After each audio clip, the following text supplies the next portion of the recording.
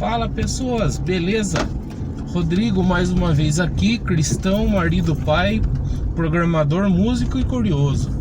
Beleza? Vem de carona comigo mais um dia aqui, nessa sexta-feira. O sol tá bonito, tá um pouco mais quente que ontem, né? Comentei que ontem também tava bonito, né? Mas hoje tá um pouco mais calor. Beleza, vamos lá pessoas. Vocês viram o título desse vídeo? Eu coloquei a importância de estar numa banda, né? Com relação à música, na verdade, eu vou comentar um pouco. Eu falo que eu sou músico não profissional. Eu falo porque eu toco na igreja, na banda da igreja. A gente pode falar banda. Na verdade, na igreja a gente fala ministério de música, né? É como a gente referencia, porque na igreja tem vários ministérios. Tem ministério de recepção, ministério de ação social, ministério de doutrina, tem o ministério pastoral, que normalmente em igrejas que tem um pastor só é só o pastor, tem igreja que tem vários pastores, né? Então na minha igreja lá, deixa eu entrar aqui na SP308, na igreja onde eu faço parte, a gente tem uma banda. Eu falo de banda, mas é um ministério, né? Bom, pessoas, é o seguinte: qual a importância de estar numa banda para quem toca música, para quem toca instrumento? E outra, deixa eu dar um outro disclaimer aqui. Eu sou instrumentista, eu não canto, eu não sei técnicas vocais. Por mais que de vez em quando eu cante afinado no banheiro, ou pareça afinado, né? Eu sou cantor de banheiro só. Já no instrumento a gente chama de cozinha. Se você já ouviu falar esse termo, cozinha da banda, algo parecido com isso, são os instrumentos, não levando em consideração os vocais. Mas então, pessoas, qual que é a importância de estar numa banda? Para quem toca qualquer tipo de instrumento, tá? No meu caso eu toco os que estão disponíveis lá na igreja, que é teclado, violão, baixo e bateria. Graças a Deus eu tenho talento para tocar esses 4 instrumentos. Obviamente eu não toco excelentemente bem, mas eu acredito que para o contexto eclesiástico, para o contexto da igreja, eu consigo suprir bem com as minhas habilidades o que a igreja precisa, né? Obviamente a gente tem sempre que melhorar. Obviamente a gente sempre busca melhorar, né, nossos talentos, principalmente quando a gente está servindo a comunidade e também diretamente servindo a Deus, né, num contexto de igreja.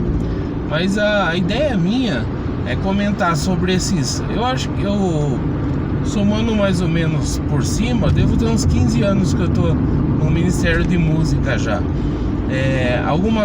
Como eu disse ontem, alguma coisa eu aprendi. Então eu acredito que alguma coisa eu possa passar do que eu aprendi. Se alguém tiver alguma visão diferente, fica à vontade nos comentários, né? Mas vamos lá, pessoas, é o seguinte: quando a gente toca num ministério de música, a gente lida com vários instrumentos. Cada instrumento, eu vou falar principalmente dos 4 que eu toco, né? E o jeito que eu penso também pode não estar certo, mas eu acredito que ao longo do tempo eu fui pensando, e é o jeito que eu vejo como se encaixa esses 4 instrumentos dentro de uma banda, né? Bom, bateria dá o ritmo, obviamente, né? Isso não é segredo. Ela contribui para o andamento da música. Se a música é rápida, devagar, ou se vai dar uma levada um pouco diferente, ou se vai trocar o ritmo da música, o tempo, a velocidade e tal, o andamento da música. Então a bateria não tem tanto segredo. O que eu tenho mais aprendido assim é na questão dos instrumentos de notas. Os outros, né? Contrabaixo, teclado e violão. Eu não vou levar em conta a guitarra, porque na minha visão a guitarra ela não faria exatamente a base como o violão faz. a menos que falte o violão. Aí pode colocar uma guitarra fazendo um pouco a base, como se fosse um violão, né, para suprir. Mas eu tô falando nesse contexto, apenas esses 4 instrumentos aí. O contrabaixo não é segredo, ele faz as notas mais graves de uma banda, segura uma base grave. O que eu tenho aprendido que o certo é quem toca contrabaixo dá as batidas do baixo juntamente com o bumbo da bateria. O bumbo é aquele redondão que fica embaixo, que a pessoa bate com o pé, faz tum, tum. Então, inclusive, se você prestar bem atenção em algumas músicas que tem para perceber o baixo e o bumbo, o correto é eles baterem ao mesmo tempo. O contrabaixo ele pode tocar mais notas do que o bumbo, né? Agora o contrário já não pode acontecer. Por quê? O bumbo em si, ele tem uma nota. Por mais que seja só batida, é que tem gente que tem ouvido absoluto e percebe. Eu já não tenho. Mas se a gente tentar achar qual que é a nota, por exemplo, pega um teclado, bate no bumbo e vai procurando no teclado qual que é a nota parecida com o bumbo, vai chegar em alguma nota. Dó, ré, mi, fá, sol, lá, si, dó sustenido, fá sustenido. É essas notas que eu tô falando, né? Então o bumbo ele tem uma nota.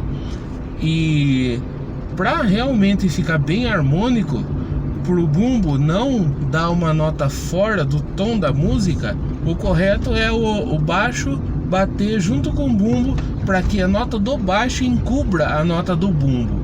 E daí o bumbo fica aparecendo o quê? A batida, né? Que contribui para o andamento da música. Então quando o baterista bate com o bumbo, o baixista tem que dar o toque no baixo para que a nota do baixo encubra a nota do bumbo. E daí o bumbo fique só para dar a batida e não sobressaia a nota. É claro, a gente pode ser sincero, ninguém vai perceber, falando, nossa, essa banda tá sem o contrabaixo, o bumbo tá dando uma nota errada. Isso não vai acontecer, a menos que alguém tenha ouvido absoluto e perceba isso, né? É difícil perceber, mas como eu falei, a gente busca tocar da melhor maneira possível, principalmente quando a gente toca para Deus, servindo a igreja, servindo a Deus. Então a gente tenta fazer o melhor possível. Então a ideia é essa, pegar toda a teoria e ir aplicando na prática, né? Para que fique o mais correto possível dentro de uma lógica. Então, bom, fechamos um pouco a relação da bateria com o contrabaixo, que deve ser essencial. Outra coisa é o contrabaixo em si, ele faz as notas mais graves, né? Dá uma base para a música. Para quem toca contrabaixo e sabe fazer escalas no baixo, sabe caminhar por ele, não apenas fazer as notas principais que a música pede, ele dá uma contribuição muito boa, muito bacana. Eu não sei tanto assim, mas uma coisa ou outra eu acabo fazendo, uma passagem ou outra, adiciono uma nota ou outra, né? Novamente falando, adicionar notas com o baixo não tem problema nenhum. Agora, só tocar menos notas que o bumbo da bateria, aí dentro da lógica, se a gente está querendo tocar corretamente, de acordo com o que é estabelecido aí, de acordo com a lógica musical, né? Então a gente não pode tocar fora do bumbo, mas tocando dentro do bumbo e adicionando notas, tranquilo.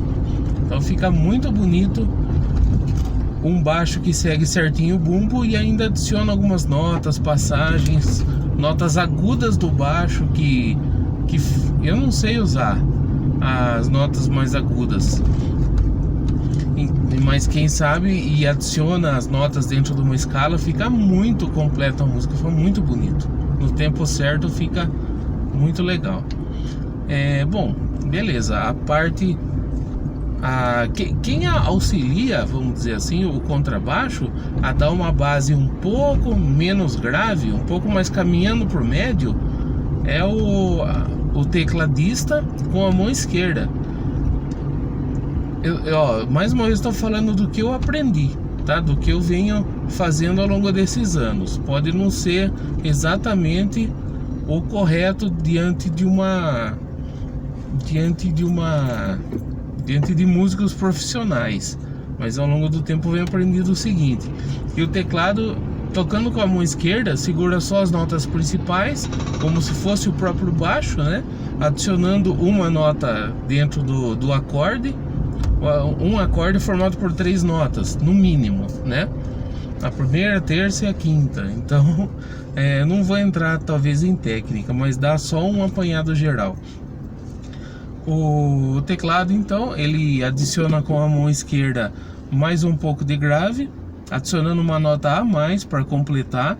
Então ele tocaria as notas sem tocar notas a mais, né? A mais eu digo sem encobrir muito com a mão esquerda, porque senão acaba ficando muito pesado a parte grave da música. Então ele adiciona a quinta, no caso. Para quem entende de acorde, primeira, terça e quinta. Vamos pegar o acorde de Dó, é mais fácil entender, né? A escala de Dó vai Dó, Ré, Mi, Fá, Sol, Lá, Si. O acorde de Dó a gente usa a primeira, que é a Dó. Se você pegar num teclado, normalmente a primeira nota do teclado, de um teclado grande, né? De mais ou menos 68 teclas, a gente chama de 5 oitavas, né? De um Dó até outro Dó é uma oitava. Então se você olhar para um teclado, começando no Dó, Dó, Ré, Mi, Fá, Sol, Lá, Si, uma oitava. Desse Dó para um outro Dó, segunda oitava, e assim por diante. Normalmente um teclado tem no mínimo 5 oitavas. Então começando no Dó, a primeira, a terceira e a quinta é Dó, Mi, Sol. Se você tocar ao mesmo tempo essas 3 notas, Dó, Mi, Sol, é o acorde de Dó, né? É a nota letra C. Se você pegar uma música, normalmente as notas estão no formato de cifras, que são letras maiúsculas, né? Indicando os acordes a serem tocados. O acorde de Dó é a letra C, C maiúscula. Então a letra C compreende essas 3 notas, Dó, Mi, Sol. No violão isso acontece também, só que a disposição das notas já são diferentes, né? Aí é outra coisa, cada corda do violão tem uma nota diferente. Daí para formar a posição do Dó tem que levar em consideração todas as 6, ou pelo menos 3 das 6 cordas, né? E por aí vai. Então vamos lá. O teclado toca o Dó mais grave, o Sol, que é a quinta, e normalmente o outro Dó, para dar um peso maior, auxiliando o grave da música. Então o teclado com a mão esquerda toca Dó, Sol, Dó, esticando a mão mesmo. E com a mão direita normalmente se faz o acorde normal, né? Dó, Mi, Sol, com os dedos 1, 3 e 5, o dedão, dedo do meio e dedinho, para formar o acorde. Então o teclado com a mão esquerda auxilia no grave da música, com a mão direita auxilia a parte média da música, a parte média da escala de grave, médio, agudo, né? Formando onde forma a harmonia da música. Grave, médio e agudo, beleza. Então o médio é auxiliado pelo teclado. O violão, na minha opinião, ele auxilia quando a gente faz um acorde. Ele começa com uma corda grave, que é a primeira corda de cima, e vai ficando cada vez mais aguda. Então, na minha opinião, só que não é tão grave assim as cordas do violão. Então ele auxilia na parte de médio para agudo da harmonia musical, né? Então, pegando esses 3 instrumentos, a gente consegue cobrir de uma música na parte da harmonia. Não tô falando dos vocais, tô falando da parte harmônica, a cozinha, né? O violão, então, ele compreende da parte média um pouco para a parte aguda, e daí são as 4 cordas de baixo, elas costumam ser normalmente bem agudas. Se um violão tiver corda de aço, que é uma corda um pouco mais fina, né? fica mais agudo ainda, fica mais brilhante. E se tiver baixo, se tiver teclado e o violão com corda de aço, na minha opinião, fica mais bonito do que um violão com corda de nylon. Porque a corda de nylon dá um som pouca coisa mais abafado, acaba querendo ir um pouco mais para perto do médio. Tanto as cordas mais finas, né, que são as agudas, o som acaba indo um pouco para a parte do médio, e daí a harmonia aguda da música acaba ficando um pouco comprometida. É lógico que, por exemplo, na igreja a gente tem uma mesa de som. Então a mesa de som, ela regula, dá para colocar um pouco mais de grave, um pouco mais de agudo nos instrumentos. Então dá para dar uma suprida quando o violão é de nylon, para que ele soe um pouco mais agudo e não tão grave assim quando ele é de nylon. Beleza? Bom, isso é o básico. Eu até poderia explorar um pouco mais, mas eu já tô chegando no meu destino aqui. Eu tô vindo num lugar diferente hoje também, que nem ontem, né? Mas beleza, vou parar o vídeo por aqui então, pessoas. É o básico do que eu tenho aprendido, né? Eu sei algumas coisas a mais ainda que num outro vídeo eu poderia explanar mais. Tá bom? Se você gostou desse assunto, tem alguma visão diferente, concorda ou não concorda, fica à vontade. Então, um grande abraço, pessoas. Obrigado por vir de carona comigo até aqui. Valeu então, até mais.